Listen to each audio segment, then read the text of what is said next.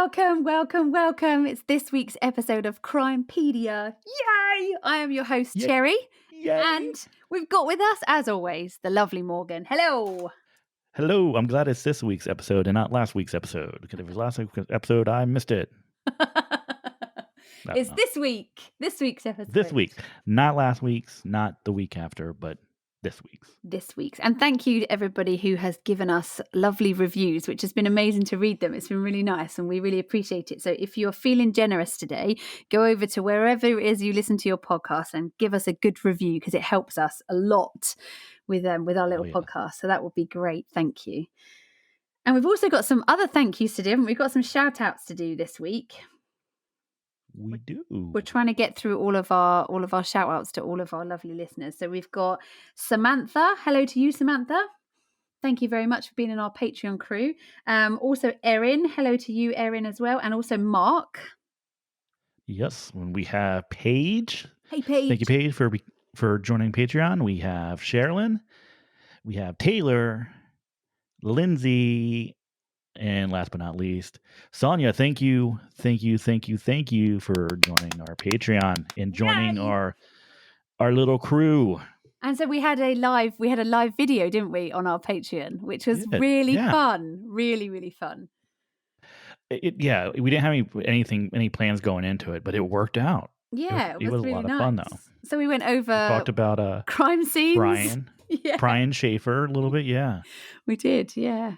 And you walked us through that one. That was really cool. So, we got to learn a lot about our Patreon crew as well. It was nice to listen to different things that they're up to and what they were doing on the day and who was drinking what and where they were. It's really good fun. Yeah. Really good fun. They got to find out how we know each other because that's what everybody wants to know. I know. Yeah, I know. And obviously that was revealed in our little chat that we had with Captain as well. I know. So we found out that, how we all know each other, which is fun. That you're not dating Captain? That I'm not dating Captain, that's right. Why people think that, I really don't know, but they do. That is so strange. I don't even know how that came around. Like, how did that even come around? I don't know. That would be a very strange relationship. I'm sure my husband would have something to say about that. Not good. So, yeah. It was good fun. We've had some good Patreon stuff going on. I'm sure there'll be plenty more because we do have some crazy cases that we go on there. You have good cases. The what cases that we've done so far. What? Yeah. You have one coming out that we need to do. I do, yeah, and that's a really fun. It's a really strange one, really, really weird. So that'll be a fun one to cover. You've told me a little bit about it, but there's probably still a lot of craziness to it. But so I'm looking forward to hearing that one at some point. So if you want to hear our crazy cases that we do on a little extra, it's Crimepedia Extra, and you can find that by joining up to our Patreon page, and you'll get access to all the fun stuff, all the unedited. Yes, all the unedited stuff that we do and all the things we can't pronounce that we have to do a few times before we actually release our normal episodes. Yeah, that's true. So true. Well, this week's episode is not so bad because this week's episode, there's not that much in there that I can't pronounce. So it's not too bad this week. Before we get into this week's episode, there was some big news last week. There was some huge news last week that got us both instantly on our phones to each other go, "Whoa, my God, we have to be here." So I always moan to you, don't I? I always moan, and I have done for like the past year and a bit, saying that it's so unfair that CrimeCon is in America and that I'm usually working at the time that CrimeCon's on, and it's such a long way for me to go, and I can't come and visit at that time. And so they answered all my prayers, and they're coming to London. How crazy is that? I am beyond. This is like Christmas morning excited. I'm so excited about this. So excited. Well, you should be because it's like right down the street from you. I know. And I'm so excited. In fact, I've actually bought a tiara for the occasion. Our Crimepedia logo is a skull with a tiara, and I've managed to find a tiara for the occasion for the royalty that is CrimeCon people coming to London, and hopefully they invite us. Fingers crossed, they invite us to be a come along, and then that means you can come to England, and we can show you what England's all about. I know. Hello, CrimeCon UK. I know you're listening. We'll be good, we promise. You'll be our besties. Yeah, so it's next summer. I right? know, yeah. June So cool. 12th and 13th. So only 2 days. So it's 3 days here. The one CrimeCon's here is 3 days. Yeah. This one's only 2 days, the 12th and 13th, which is fine. At the Leonardo Royal Hotel and Spa. Ooh.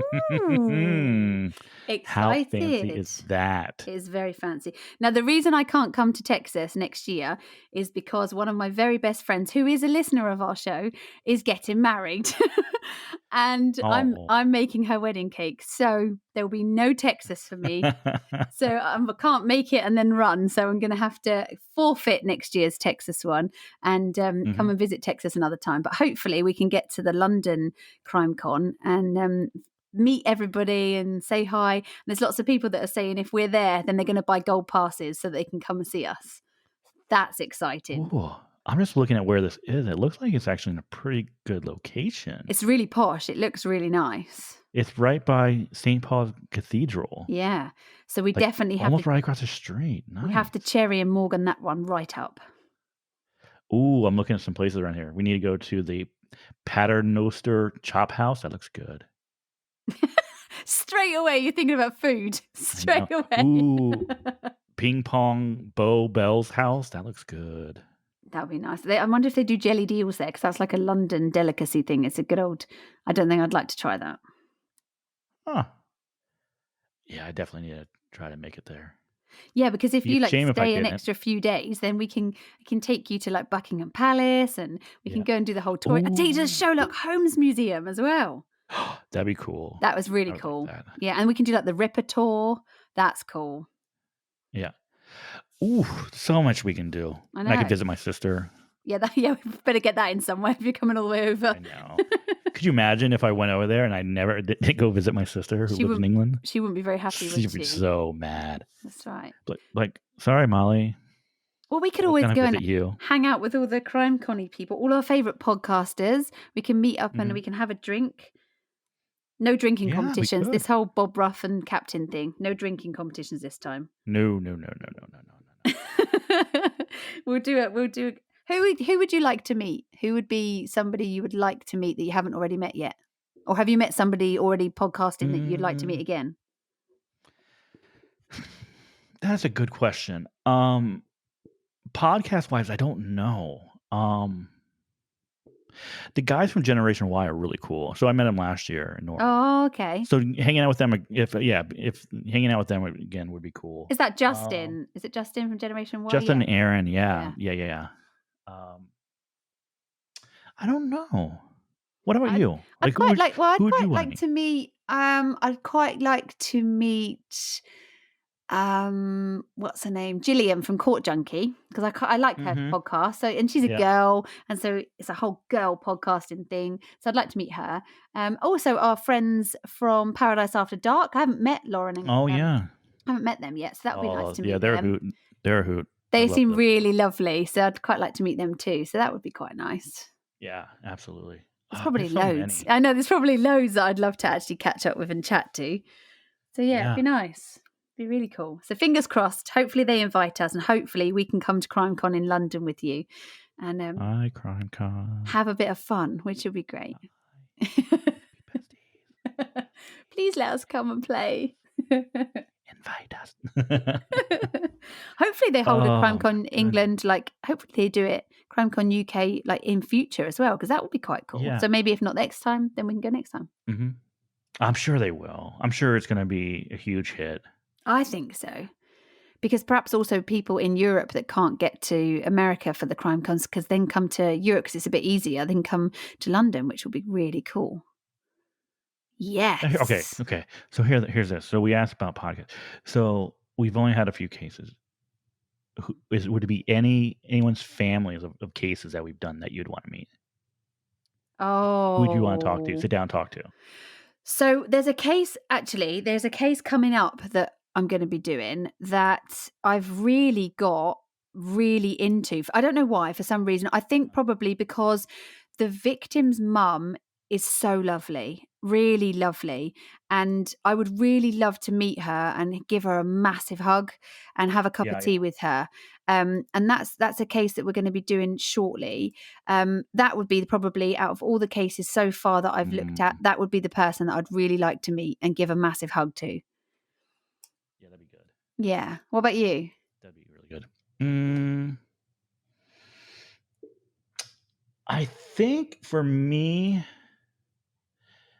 maybe Frauke Leaves' mother, I knew maybe? you were going. I just knew Or you were going to say that, because that's a case that you got right into, isn't it? And that's one I that did. you do check back That one or on. Kimberly Raymer's family, I so because want to I know what think happened there. yeah, I think we could have a nice bitch session together Yeah, about a certain yeah, person. You know what about I a mean? certain person that you, yeah, definitely, definitely. That may not have done it, but totally did do it. Yeah. Yeah, that's right. Yeah, that, yeah, it Yeah, would. I I'd mean, say those 2.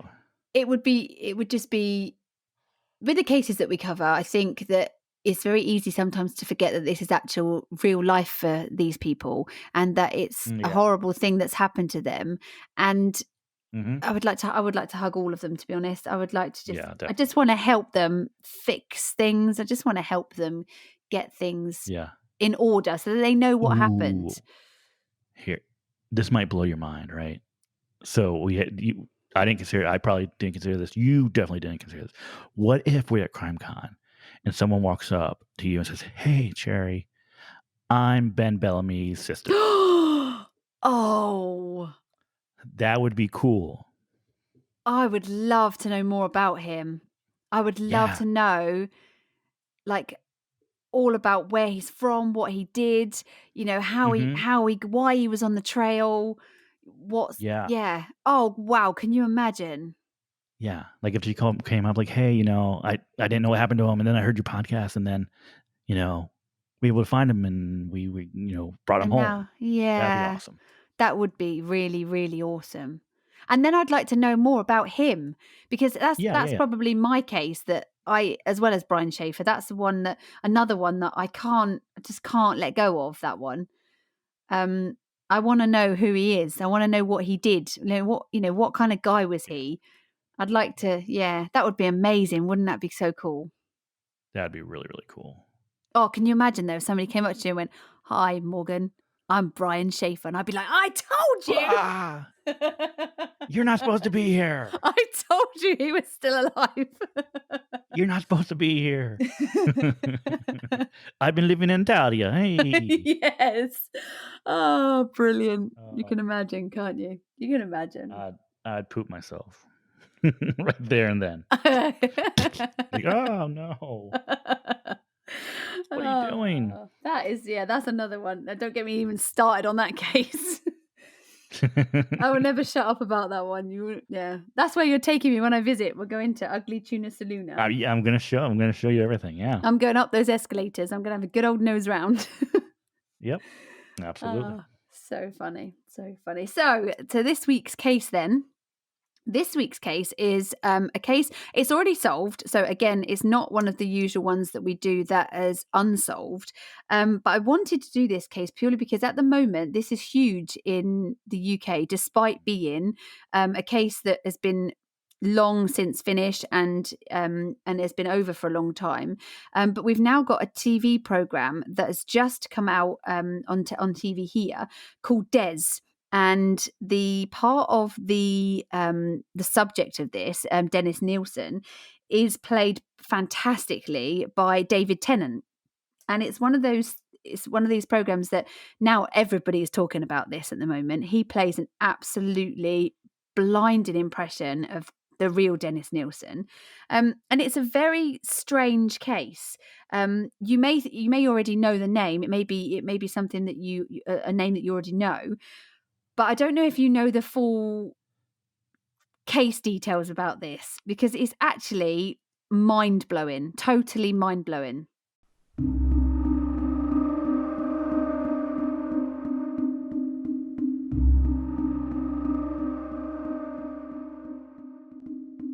Between 1978 and 1983, Dennis Andrew Nilsen murdered at least 12 young men and boys at 2 London addresses. He strangled and drowned his victims before washing and redressing them. He was sentenced at the Old Bailey in 1983. This is the case of the drowning boy.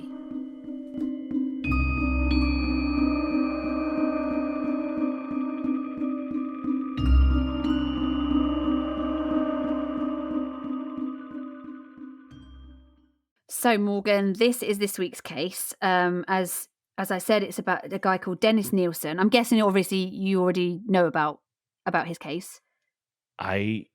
Well, before you told me about it, I did not. So really, you're the first person that has mentioned him to me that kind of got me interested in it. Okay, so I know I didn't. Not well known over there. No, I don't think it's. Okay, let me put it this way: it's not as well known as it should be. How about that? Yeah. Okay. So, I mean, I just thought that everybody had heard about this, but funny you should say that. I've been speaking to a couple of my friends about this, and they didn't know until this program came out. I thought this was a case that like everybody knew about, but obviously not.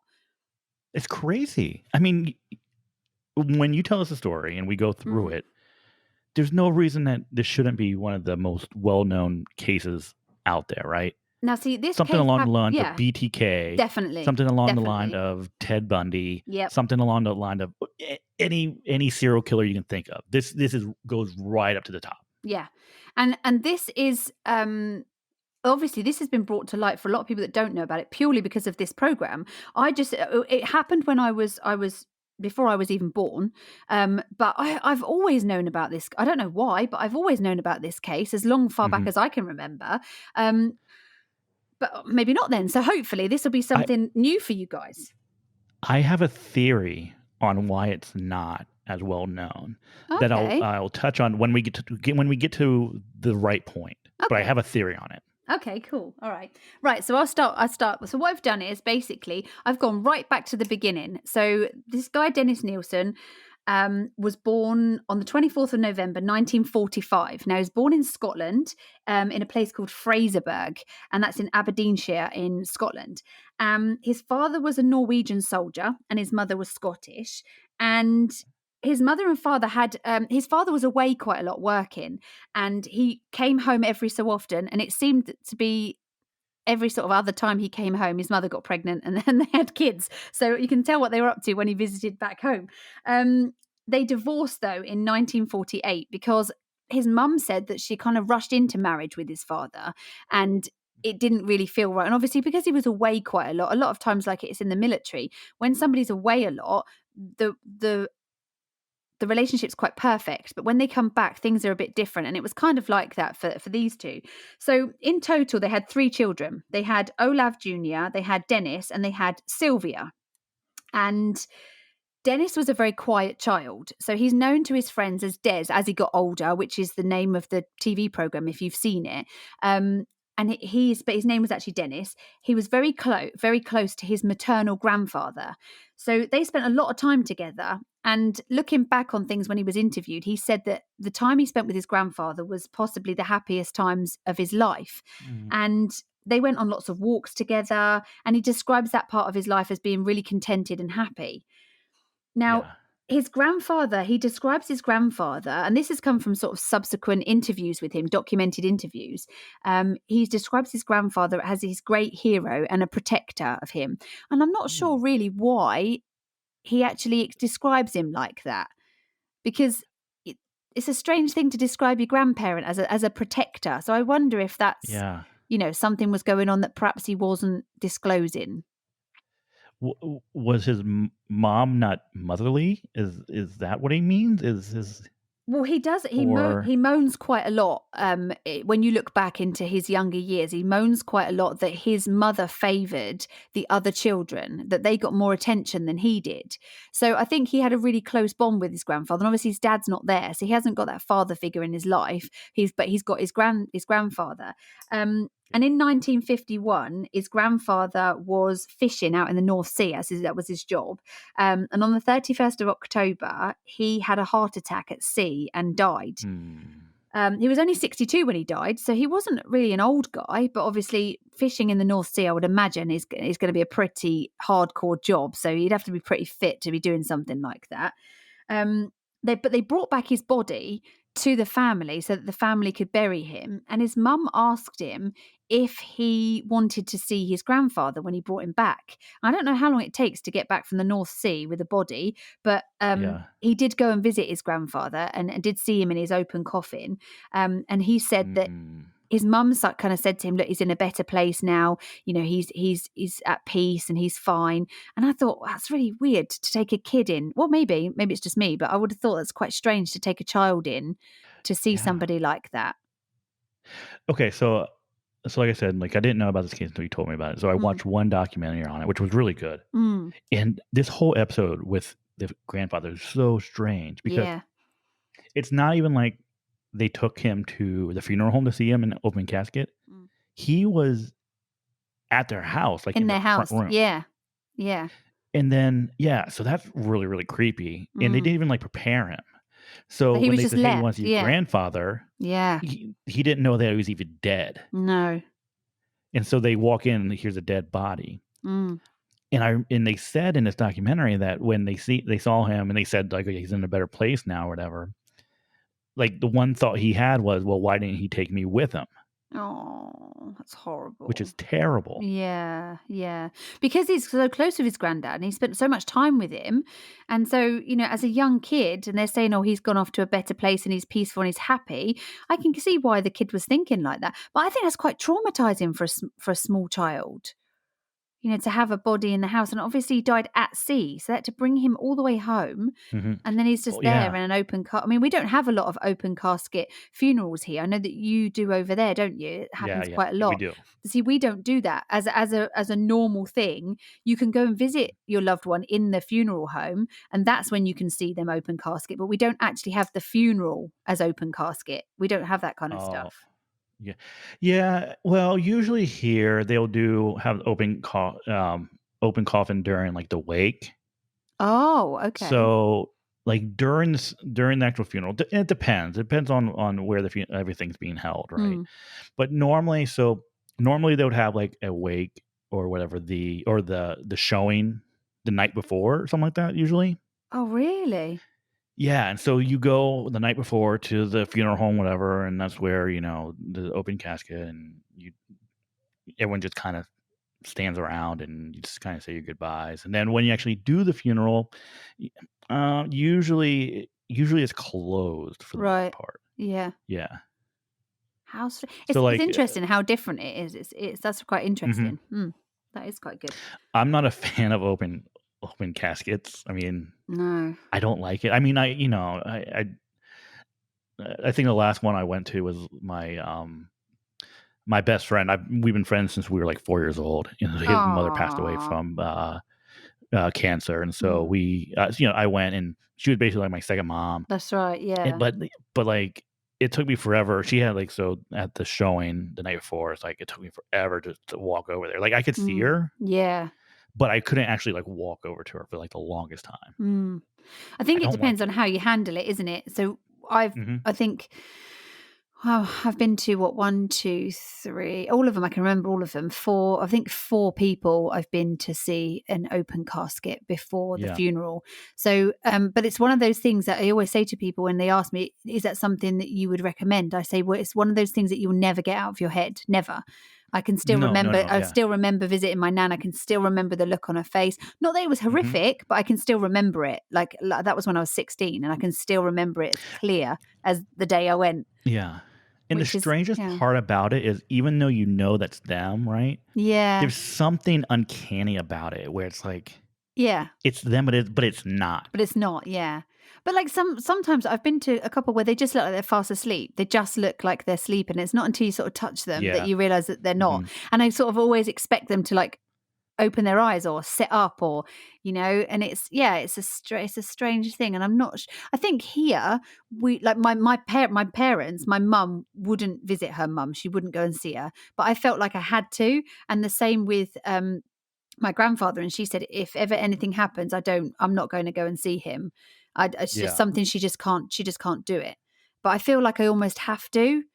I don't know why. I just Mm-hmm. feel like I owe it to them to make sure they're all right, if The one, that's really weird. the one thing I would not suggest or not have people do, like young kids, I don't think did any reason No. to expose a young child to something like that. No, I don't think there's any Because need that to. Yeah. can be very traumatic, right?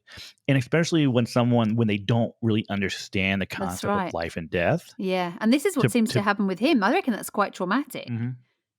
Oh, absolutely. And especially for him, because I mean, he already said he's my protector. And, Exactly. I mean, he meant everything to him. Yeah. And so all of a sudden you're seeing him and he's gone and Yeah. you don't really understand it. No. And so this was I don't know if you're going to talk about this or not, but I'll go ahead and mention it. But yeah, once again in the documentary that I watched, people believe that this is the point where he started to view death as love. Mm.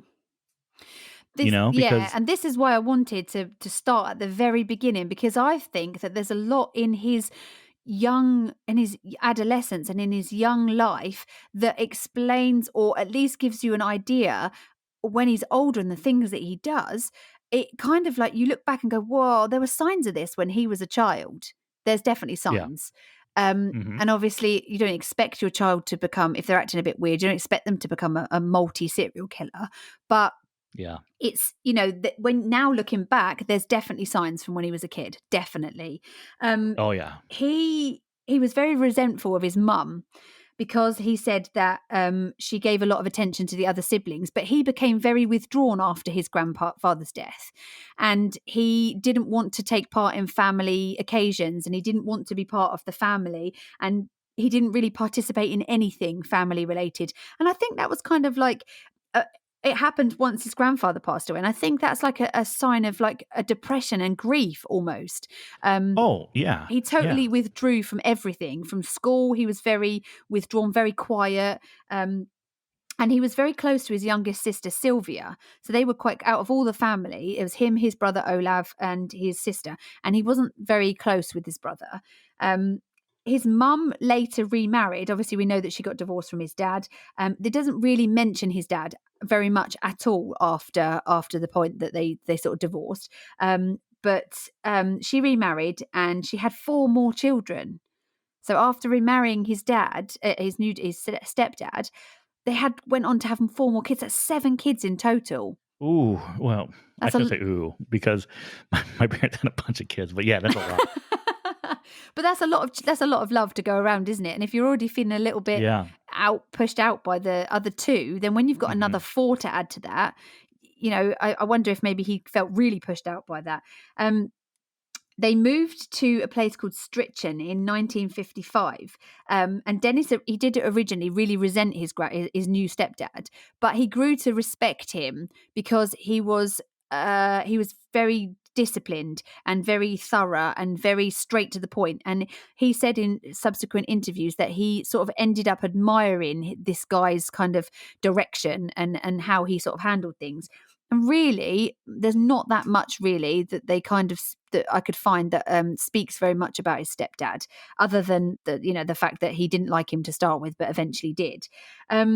So then it comes to like puberty, and this is when he starts to get the homosexual kind of feelings. Now we're talking about, this is like 1955, so we're talking the 50s.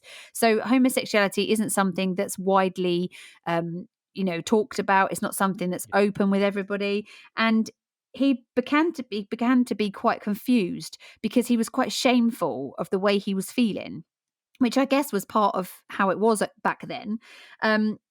And he kind of kept it hidden that he was attracted to boys, but he was attracted to boys that looked like his sister. Ooh, what? I know. I knew you were going to say that. So these boys that he were attracted to kind of had the same facial features and the same similarities in their faces that his sister did. So he kind of thought he was like bisexual, or he was fancying these boys because of the affection he had for his sister. So he was really confused. I'm really confused. Yeah. So he actually did like he didn't really molest her, but he did sexually fondle his Mm, sister at some point. And he also reports to have been sexually fondled himself by an older boy. He doesn't say who the older boy was or where this happened, but he does say yeah. that he was, sexually touched by an older boy and didn't find it unpleasant. So make of that what you Hmm. will. It's So let strange. me ask you this: do we know if either he or his family were religious? I haven't got anything to say that they were. I've not read anything to do with religion at all. So possibly not. In Scotland, they're mostly Protestant. Is that Protestant majority in Scotland? Do you know, Because I I'm really wondering if don't it's like, know. I'm not sure.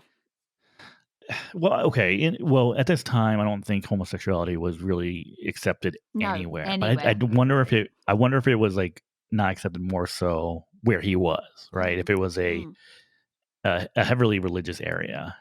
Well, I mean, there's something that I'll come to later, which kind of explains how the family fall out, basically, and it's due to a conversation about sexuality, and Okay. that's when he stops talking to his family. So I'll explain that to you in a Mm, sec. okay. His older brother, Olaf, used to publicly humiliate him.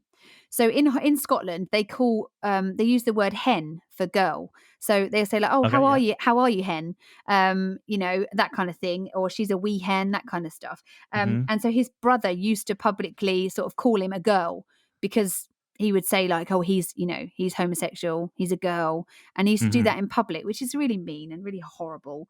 Yeah. Um, and so basically, at 14, he decided to join the Army Cadet Force, and because he thought that joining the army itself at a later date would bring a bit more masculinity and a bit more regimental sort of to his life, um, and so he also didn't like the fact that his mum and stepdad they were quite poor, and they didn't do anything to sort of change their lives. They didn't do anything to make things better, and he didn't like it. He didn't like being poor. He never invited his friends over because he didn't like the way that they lived. Obviously 7 kids, it's a lot to pay for, isn't it? It's a lot to feed. Yeah. And so money was obviously quite tight, and he just really didn't like it. So he wanted to better himself and move off into the army to get a good career, get some money, and change his life really, which he actually did. He joined the army and he was stationed in Aldershot. And even then, he kept his sexual orientation hidden. He didn't shower in the communal showers because he knew he would get aroused, and obviously that would be quite obvious in a shower with everybody. Yeah. So he didn't do that. He only showered in private. Um, Hmm. and there's a lot of sexual. I mean, this whole case is based on sexual feelings, sexual motivation, the whole thing. So this makes me think, and the way he would say about his grandfather being his protector, and he doesn't mention his dad a lot, kind of made me wonder if something happened to him when he was younger that he didn't mention to anybody, that maybe his grandfather knew about. Um, I don't know, but it just seems very strange that Yeah. I'm not saying that's why he's homosexual, obviously. I'm saying, but I think something happened somewhere along the line for him to. It seems like there's something missing. I think that Yeah. there's not documented that he didn't say. He didn't say. Um, Yeah. Yeah. so yeah, so he used to bathe in privacy. He was then assigned to the 1st Battalion of the Royal Fusiliers in West Germany, where he was a private in rank, and he started drinking a lot. At this point, he was in the army. He's a young lad. He's out with all the lads, and he started to drink quite heavily. Um, this is where he had his very first sexual encounter, like consensual sexual encounter with a man. And he went out with a German guy and they got absolutely hammered. And they went back to this German guy's flat. He woke up and it was on the floor of the flat. No sexual activity had actually happened, but this was the start of the fueling of all the sexual fantasies, because he kind of fantasized about young slender men and this passive aggressive kind of relationship, which I wonder again, is that from something when he was younger? He sort of fantasized one way and then the other. So in some fantasies, he would think of himself as the passive one, and then in other fantasies, he would think of himself as the aggressive one. Um, but it kind of evolved then from being just somebody who was passive to being somebody unconscious. What do you mean? Well, like to the sexual activity to start with, he would fantasize about one being really sort of the dominant one and one being really passive. Uh-huh. And then it's kind of went on to him fantasizing about one of them being unconscious and him being there, Oh. doing the deed whilst they were unconscious. So Oh, alarm okay. bells would have been Oh. ringing in my head by now. That Yeah. was thoughts that I was having. But so So he this seems to be progressing very, very fast. Yeah, and also he then once he figured out this fantasy that he had, he then started to go out drinking with his friends, but instead of being hammered, he started pretending to be hammered, hoping that Oh. he would pretend to be asleep and then he was hoping they would take advantage of him while he was pretending to sleep. Oh. Strange, Hmm. huh? Isn't that so it's really strange? Yeah, really. Yeah. Mm. Extremely strange. Mm. So this takes us up to like 1967 now, and he is posted to a place called Aden in Norway, which, funnily enough, my granddad was stationed in Aden, so I knew exactly where it was when I read that. So this was different for him though, because this was not communal. So the soldiers like ranks they weren't communal. He had his own room this time, so this Okay. meant that people couldn't see him masturbating because he used to masturbate like loads. I know like generally men tend to, do they? I don't know, but apparently they tend to. But he did a lot. There was a lot of it Yeah. going on. But he used to do this Oh, really strange thing where he would position mirrors in his room so that the okay. mirrors didn't show his face. They only showed his body. So he could then do what he was doing, looking in the mirror, Yeah. pretending that the person in the mirror was someone else. Oh, I know. so strange. Okay. Which is, I mean, I don't know if maybe that's because back then being gay, you couldn't openly go out and find somebody else. Or like, I know that there was a lot of Yeah. stigma in the military, wasn't there, that you can't be gay and be in the army. Yeah, yeah. So Mhm. perhaps that's why, that's the only way he could kind of, and they didn't have the internet then, did there? Was no Pornhub. There was nothing like No, they that. did not So have internet. there was no Pornhub back then. So it was, I guess, there wasn't the access to that kind of material. So you had to make do and do the best you can, I suppose. So so I would consider him, or I would call him hypersexual, right? Yes, very, Extremely hypersexual. very, very. But he did have a sexual experience with a woman. In 1969, he was transferred over to Berlin and he bought himself a prostitute. And then Oh. he bragged to all the other soldiers about how great this night with the prostitute was, what a great time he had. But when they actually subsequently interviewed him years and years later after all these crimes and stuff, Uh-huh. he actually said that the sex with the woman was overrated and actually quite depressing. So he must have been hating that. He must have been absolutely hating it the whole time. Mhm. So that's not nice. That's Well, not that I great. think that answers his bisexual question though, Yeah, right? definitely not See? bisexual. Yeah, Yeah. that's right. So, in 1972, he finished his career in the military. So he'd been in there for 11 years, and I think he had got himself up to private. And he eventually that's the end. Oh no, corporal. He was a corporal then. Yeah, he went private then corporal. So when he actually finished in the army, he finished as a corporal, Mhm. and he moved back home with his family. And this is where they fell out because his mum was desperate for him to find a wife and have a family, and she couldn't understand why the friends that he had were all men, and she couldn't understand why he wasn't actively looking for a wife. And his Mhm. family was sat around. It was his sister-in-law, I think, his brother, and his mum, and they were watching a TV documentary about like gay rights and gay movement and that kind of thing. And they all basically said that it was wrong, and he was the only one that was saying no, these people should have rights. And they had a huge bust up, and they really didn't talk after that. They didn't talk again. He basically left the house and went to London and joined the Met, and that was the end of the whole family connection. Hmm. So he didn't Hmm. really have a lot to do with his family after that point when he joined the police force. Yeah. Yeah. um so in 1973, he finished his training as a police constable and moved to Uh-huh. Willesden Green in London. And he was a junior constable. And I don't know if that still happens now, whether when you start as like a junior, I think you just go in as a police officer. But back then, Okay. he started off as a junior constable. And then he began frequenting gay bars. So now he's actively looking for gay partners. Mm-hmm. Yeah. And we're talking now, we're in like 1972. So the 70s, a bit more accepting, but still it was kept under wraps more, wasn't it? It wasn't widely Yeah. accepted by Yeah. people. And he had few then casual liaisons with men, no real relationships, but kind of like Mm-hmm. flings and one night stands and stuff like that. Um, and then his birth father, died and left each of the children £1,000. So Okay. Yeah. obviously that's quite a lot of money. And back then it was even more money. Oh, yeah. Yeah. And he put the money away. He didn't use it. He just put it away just in case. But in December of that year, I mean, this is like he joined the Met in 1973. He completed it. Yeah. And then in December that year, he retired. He just retired from the police force because he said that his private life and his work life didn't work. And so he then retired from the Okay. police. So less than a year he was a police officer. So not really, not really much of a career there.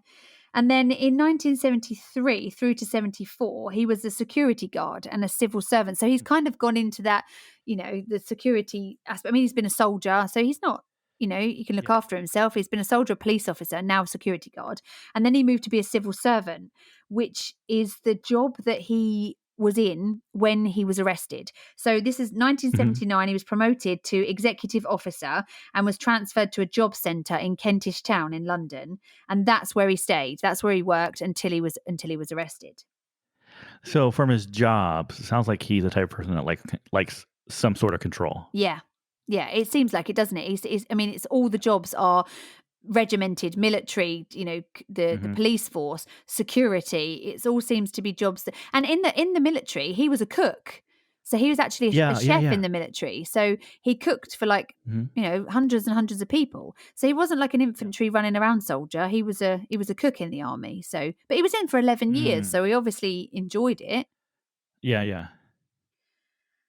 So then this takes us to the very first homosexual relationship, really, a proper relationship that he has. In 1975, Dennis found a 20-year-old man called David Gallican. And I'm hoping I'm saying that right because it's Scottish and I'm probably not. And I apologise to everyone in Scotland for my rubbish pronunciations. So for this, we're going to call him David, just Okay. in case. David. So Yeah. Yeah. David. So he met this guy called David, and this guy was being threatened outside a pub. And he stepped in, intervened, and sort of got this guy away from these other two guys and took him back to his room. Now, there's two addresses that Dennis Nilsen is particularly known for, because these are the two addresses where his crimes took place. But before living there, he lived in a place called 80 Teignmouth Road in London. Okay. So this was his own flat. It was just him on his own, and he took him back to the flat and found out that he'd recently moved to London from Weston-super-Mare, and he was also gay. So this new guy David that he's found is gay, and they used basically the next morning. He stayed over that night. The next morning, they decided that they were going to get a place together. And they went off then flat hunting, the two of them. And Dennis decided to use the money from his from his dad dying, his birth father dying, to get this house together with this David guy. And they viewed a flat which was at 195 Melrose Avenue, and that is the first address that David Nilsen is known for. It's in a place called Cricklewood, and it was a ground floor apartment, and they negotiated exclusive use of the garden. So their flat is a ground floor flat. They've got exclusive use of the garden, negotiated in with the terms of this lease. They redecorated the entire flat. It was supposed to be furnished, but it wasn't. They redecorated everything, furnished it together. And Nelson said that he was sexually attracted to David, but they rarely had sex. So Okay. they were in a relationship, but kind of not really when you look at it like that. Yeah. And then within a year of them living together, they started sleeping in separate beds, and they also started having separate casual partners sort of coming in and out. Mm. So they're kind Okay. of, just basically like flatmates by this point, I think. And they were Now arguing a lot. with David, is by this point has Dennis got into his whole fascination with like film, camera, or whatever? like taking videos? I didn't read so much about him having, not yet. I Okay. don't think it was when David was, I think it was afterwards. I think Mhm. he got into like a Okay. fascination of that kind of thing. Yeah, because I know that there's video of, like, almost like home video. Mm, He would take a ton of home video, and I yeah. didn't know if it was with David or not. I know that it was when he was at this place, it's 195 Melrose, Yeah. so maybe it was after. Yeah. Yeah. I think it was after David, I think. They basically Okay. argued so much, and then in the end Dennis demanded that he leave. He just said to him that just go, which Mm. he did. Mhm. And then to be fair, after that Dennis never really had another successful relationship. Now this was 1976 that David left, and I bet now he's glad that he did. Um Yeah. so he left in 1976, and David really didn't have any other there were people in between, but not really anything full term. Um, and then this brings us to his very first victim, um, Hmm. which was So, so is David's really kinda like the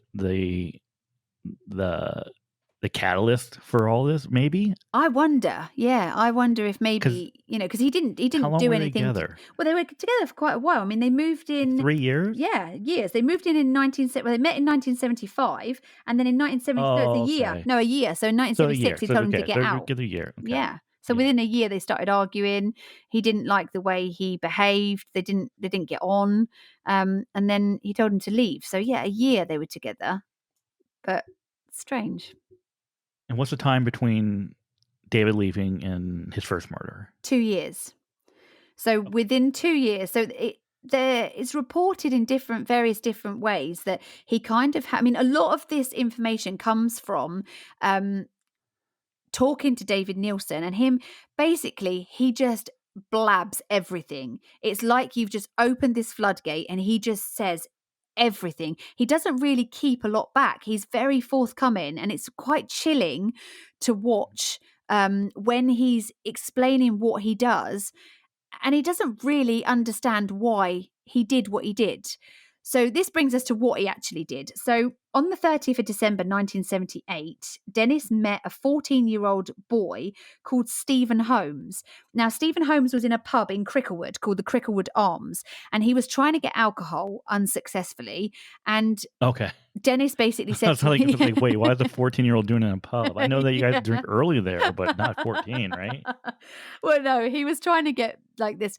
He was trying to get it in the pub, and Dennis Nilsen actually says that he thought originally he was about 17, so he looks a bit older than he said he did, but we know that he likes a slender male. We know that. So I Yeah. mean, young teenage boys generally are quite slender, aren't they? And they don't really have a lot of shape to them. Um, Mhm. unless nowadays they do, but back then I don't think they did. Yeah. Yeah, I mean, so he invited him back to his house, promised him alcohol, and basically says to him, look, if you want to come back, we can listen to some music, and I've got alcohol back there, you can have a drink. So this guy's like, yeah, okay, let's go. So he goes back there, and they drink quite heavily together, listening to music, and they fall asleep. And in the following morning, Dennis finds him asleep in his bed, and he says that he was afraid that he was going to leave him. He didn't want him to leave when he woke up. Oh. So he was frightened that he was going to leave. So he Which did. he probably was, let's be honest. Well, Probably yeah, was. he's going to wake up and freak right out, isn't he? Because he was hammered the night Yeah. before. So he's going to wake up in a guy's bed and freak right out. And I think that's what he's frightened of, that he's going to then like freak out and leave. And he said that he wanted him. So we're talking, this is 30th of December that he met him. So 31st of December, we're talking New Year's Eve. And he said that he wanted him to stay over New Year, whether he liked it or not. So that's a bit chilling, isn't Okay. it?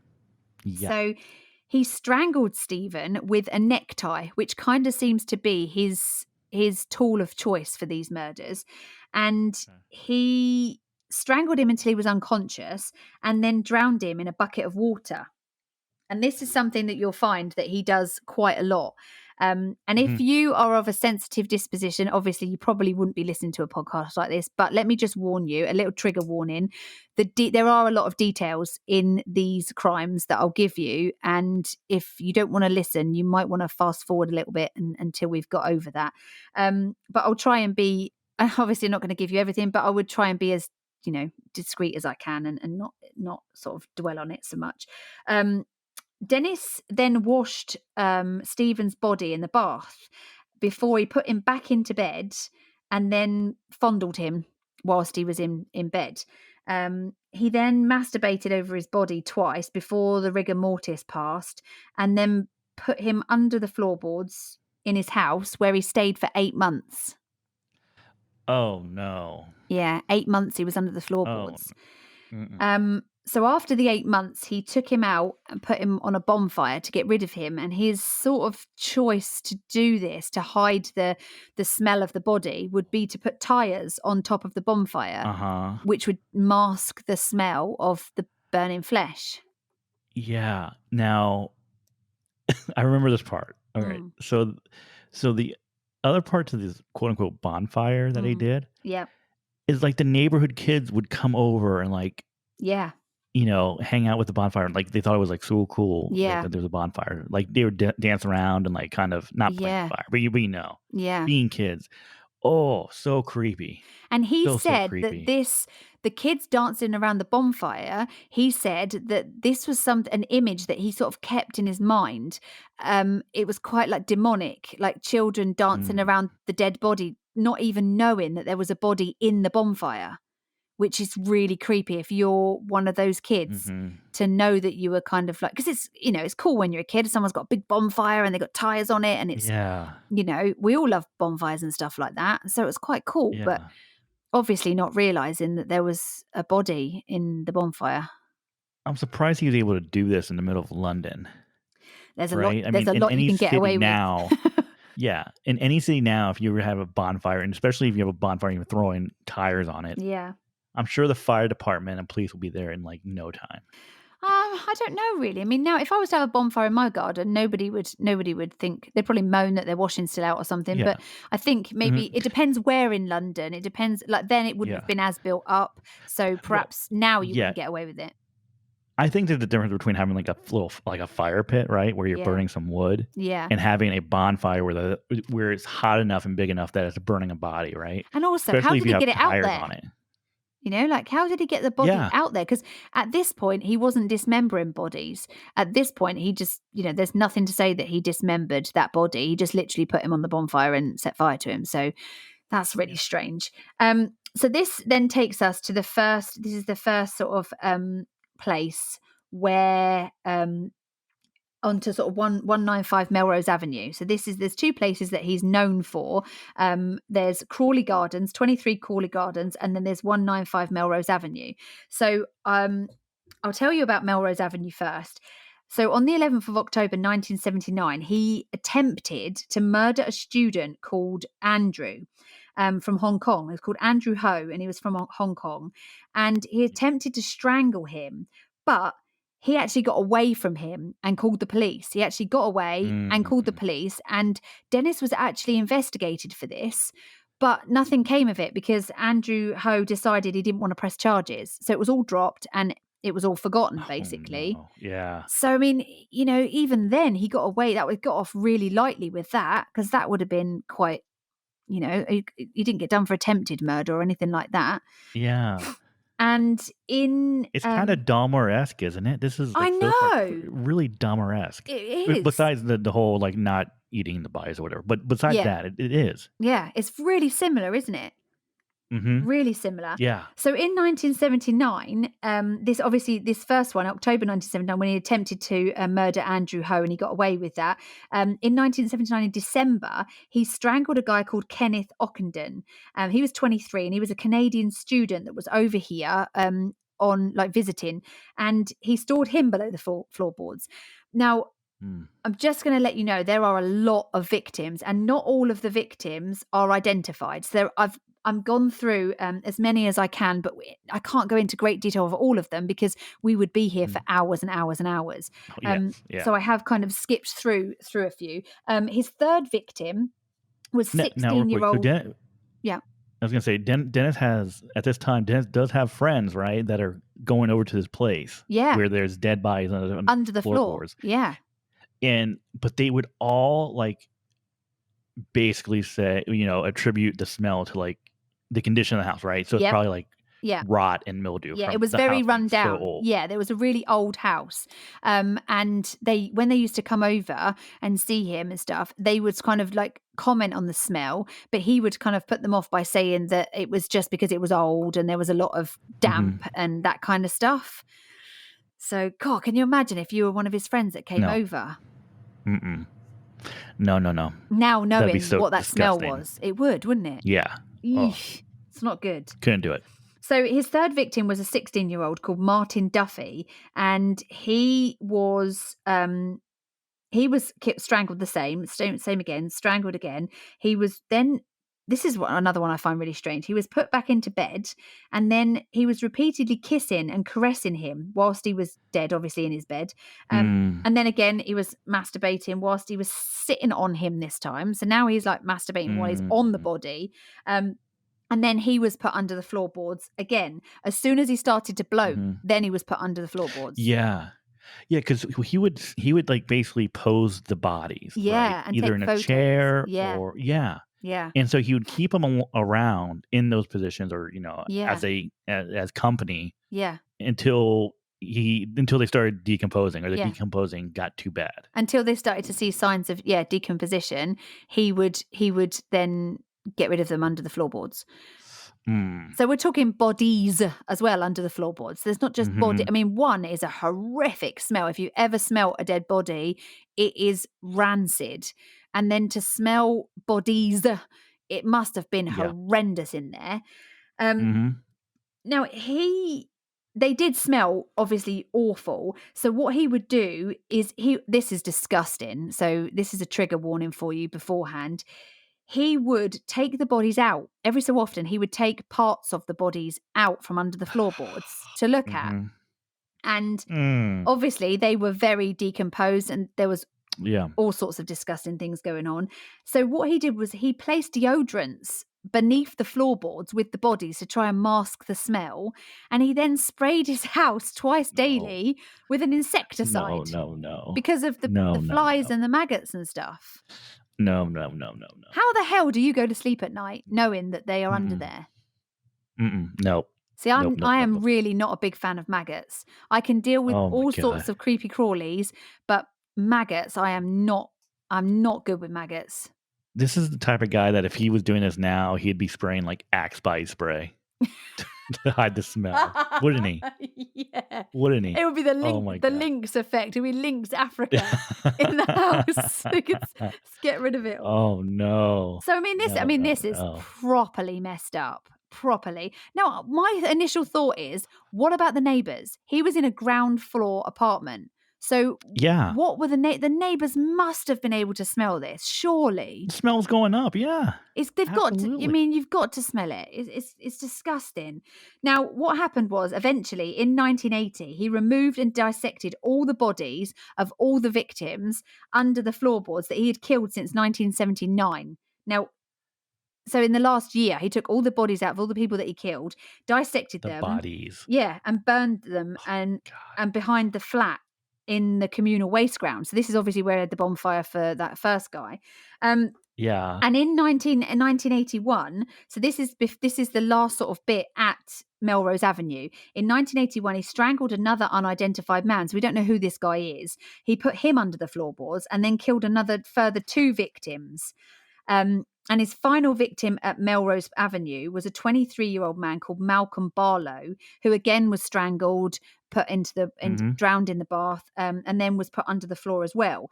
But in mid-1981, the landlord wanted to renovate the flat that he lived in because obviously all these smells, and because he wants to get it done because it's disgusting.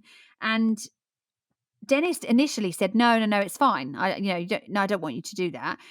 So in the end, the landlord paid him £1,000 to leave the flat, and so that he could then, but by this point, all the bodies from under the floorboard are gone. But bodies make a lot of mess. Yeah. So how the hell did he clean up underneath the floorboards? But he must have done it, because otherwise, surely the landlord would be quite suspicious of that absolute stench. This is insane. And then obviously he moved out, so that brings us to the end of Melrose Avenue. Okay.